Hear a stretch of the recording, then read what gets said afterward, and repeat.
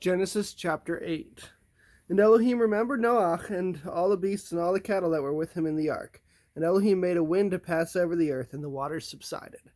And the fountains of the deep and the windows of the heavens were stopped, and the rain from the heavens was withheld. And the waters receded steadily from the earth, and at the end of the 150 days the waters diminished. And in the seventh new moon is again italicized in this chapter, the 17th day of the new moon, the ark rested on the mountains of Ararat. And the waters decreased steadily until the 10th new moon. In the 10th new moon, on the first day of the new moon, the tops of the mountains became visible. And it came to be at the end of 40 days that Noah opened the window of the ark which he had made. And he sent out a raven, which kept going out and turning back until the waters had dried up from the earth.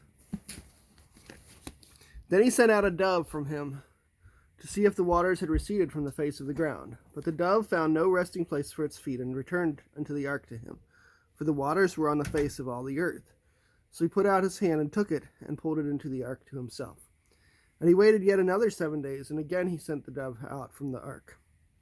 And the dove came to him in the evening, and see, a freshly plucked olive leaf was in its mouth. And Noah knew that the waters had receded from the earth. And he waited yet another 7 days and sent out the dove, which did not return to him again. And it came to be in the 601st year, in the first month, the first day of the new moon. Month is italicized there too, so it's not in the text.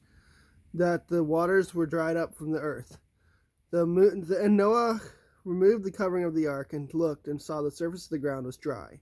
And in the second new moon, on the 27th day of the new moon, the earth was dry. And Elohim spoke to Noah, saying, Go out of the ark, you and your wife and your sons wives from you. And bring out with you every life form of flesh, all flesh that is with you, of birds, of cattle, and all creeping creatures. Creatures is italicized, so it's all creeping beings, is implied. The creeping creatures on the earth, and let them teem on the earth and bear and increase on the earth.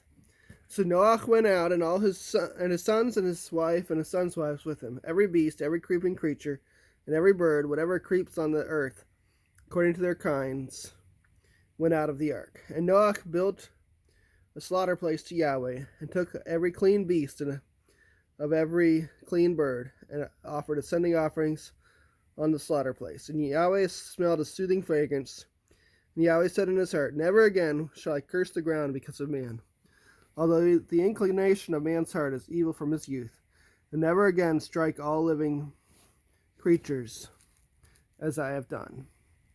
As long as earth remains, seed time and harvest, and cold and heat, and summer and winter, and day and night shall not cease.